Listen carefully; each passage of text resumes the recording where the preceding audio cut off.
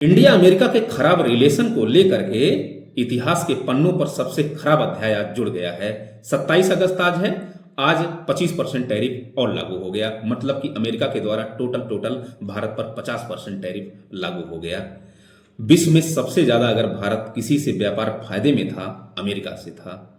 45 billion अमेरिकी dollar के आसपास था। 87 बिलियन अमेरिकी डॉलर भारत निर्यात करता था अमेरिका को।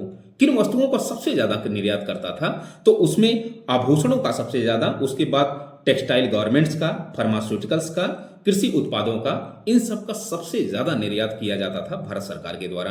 खैर, इन सब के निर्यात में कमी होगी तो जायज है कि न केवल एग्रीकल्चर क्षेत्र प्रभावित होगा, बल्कि जो कपड़ा इंडस्ट्री है, इसके अलावा जो आभूषण इंडस्ट्री है, इन सारे क्षेत्रों के रोजगार प्रभावित होंगे। तमिलनाडु सरकार बोल रही है कि हमारे यहाँ 30 लाख रोजगार प्रभावित हो रहे हैं। केंद्र सरकार से अपील कर रही है कि आप बातचीत करें। इसके अलावा टेक्सटाइल जो गारमेंट्स है, यहाँ पर 3 लाख रोजगार संकट में है। इतना ही नहीं, फाइनेंशियल टाइम्स बताती है कि भारत की जीडीपी में 0.3% की गिरावट देखने को मिलेगी। जो जीडीपी ग्रोथ 6% से ऊपर रहती थी या रहेगी, उनका अनुमान लगाया जा रहा है कि शायद 6% से डाउनफॉल हो थोड़ा सा। इसके अलावा कि जो 87 बिलियन अमेरिकी डॉलर भारत सरकार के द्वारा निर्यात किया जा रहा था, उसमें 70% की कटौती हो सकता है कि कमी देखने को मिले। फिलहाल ये सब सारी चीजें इंपैक्ट की बातें हो गई। मैं आपको बताते चलूं कि कल, आज 27 अगस्त है, आज ही से टैरिफ लागू हो गया है। कल 26 अगस्त को ट्रंप प्रशासन ने फोन किया था भारत के प्रधानमंत्री को। अच्छा, इसकी पुष्टि ना तो भारत सरकार ने की है और ना ही अमेरिका प्रशासन ने की है।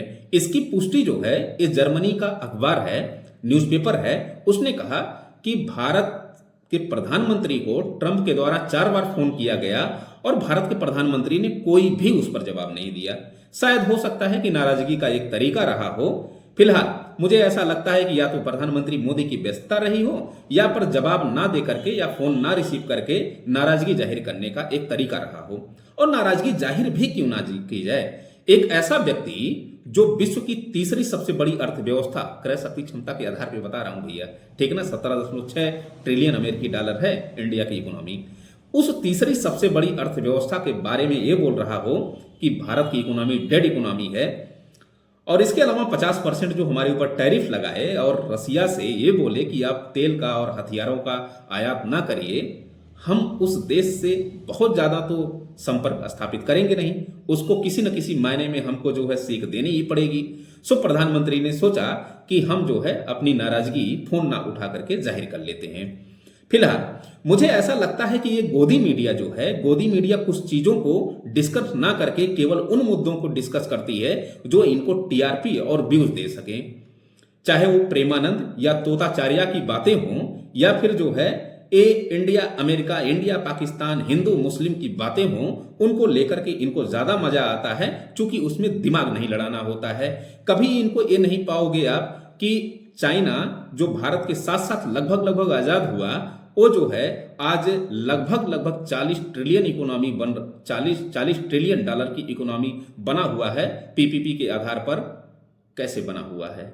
वहां पर जो हमने एक क्षेत्र ही छोड़ दिया, कौन सा क्षेत्र हमने छोड़ दिया? इंडस्ट्री क्षेत्र। वहां पर सबसे जबरदस्त इंडस्ट्री क्षेत्र है। वहां पर एग्रीकल्चर, सेवा क्षेत्र, सारे क्षेत्र बेहतर हैं। उन सब चीजों पे ये लोग डिस्कस नहीं करेंगे, ये लोग टेक्नोलॉजी पर डिस्कस नहीं करेंगे। ये लोग केवल हिंदू मुस्लिम इत्यादि मुद्दों पर डिस्कस करके केवल अपने व्यूज लेना चाहते हैं। खैर, इनसे मुझे क्या लेना देना। मैं आपको ये कहना चाह रहा हूं कि इस बीच एक संस्था का जिक्र जरूर होना चाहिए। इस संस्था का नाम है WTO, वर्ल्ड ट्रेड ऑर्गेनाइजेशन। ये वही WTO है जिसकी स्थापना इसलिए की गई थी कि अंतरराष्ट्रीय स्तर पर अगर व्यापार बाधित हो तो उस व्यापार को सुव्यवस्थित करने का काम WTO करे। भाई, इसको फंडिंग होती है, अंतरराष्ट्रीय स्तर की व्यापार को सुव्यवस्थित करने की क्षमता रखने वाला, एक नेतृत्व करने वाली संस्था है। ये कहां गई? क्या ये मर चुकी है? क्या ये अमेरिका के जो है इशारों पर चलने वाली संस्था है?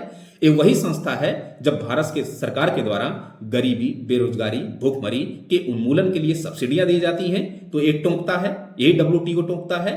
ये WTO जब भारत के किसानों को थोड़ा सा सब्सिडी बढ़ा के दे दी जाती है, तो ये WTO कहता है कि 10% से ज्यादा सब्सिडी मत दीजिएगा, नहीं तो अंतरराष्ट्रीय स्तर पर आपकी खाद्यान्न प्रणाली, आपके जो है उत्पादन प्रणाली के माध्यम से निर्यात आयात प्रभावित होगा।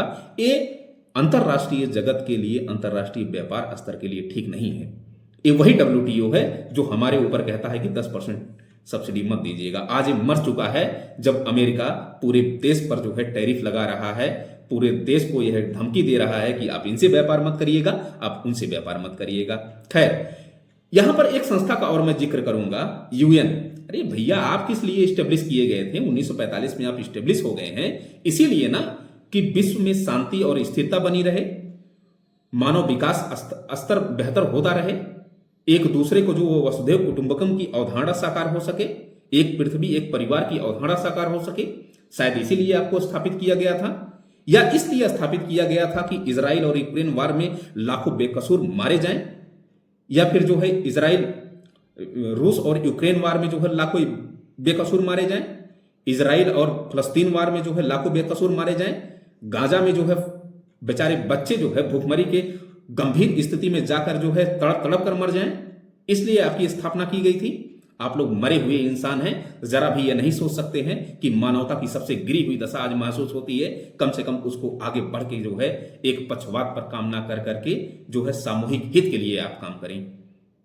और ये जो इन्वायरमेंटल संस्थाएं हैं, चाहे वो UNEP हो, यूनाइटेड नेशन इन्वायरमेंट प्रोग्राम हो, या फिर जो है UNFCCC हो, United nation framework convention on climate change हो, ये सारी संस्थाएं भी मर चुकी हैं आज। इतना ही नहीं, मुझे गुस्सा आ रहा है कि इसलिए कि जो पारिस्थितिकी पदचिह्न है लगातार बढ़ता जा रहा है, जैविक क्षमता लगातार घटती जा रही है, पोल्यूशन का स्तर इस कदर है कि सांस लेना मुश्किल है। उस स्थिति में कुछ रिपोर्टें ये बताती हैं कि अगर इसी तरह हमारी मानव की उपभोक्तावादी संस्कृति बनी रही और हम कुल GDP को मानव के विकास का सूचक मानते रहें, उत्पादन को मानव विकास का सूचक मानते रहें, और गरीबी और बेरोजगारी का हम विकल्प मानव जो है प्राकृतिक संसाधनों में खोजते रहें, तो आने वाला वो टाइम नहीं होगा जब हमको 2030 में डबल पृथ्वी की जरूरत पड़ेगी। ये लोग मर गए हैं सारे लोग। गुस्सा आती है यार, मतलब कि मीटिंग करेंगे ना, कॉन्फ्रेंस ऑफ पार्टी की ये लोग मीटिंग करेंगे, खाली जा करके जो है वहां पर चाय पानी करेंगे, इससे ज्यादा और कुछ नहीं करेंगे। फिलहाल आज के लिए इतना ही यार। Thank you so much.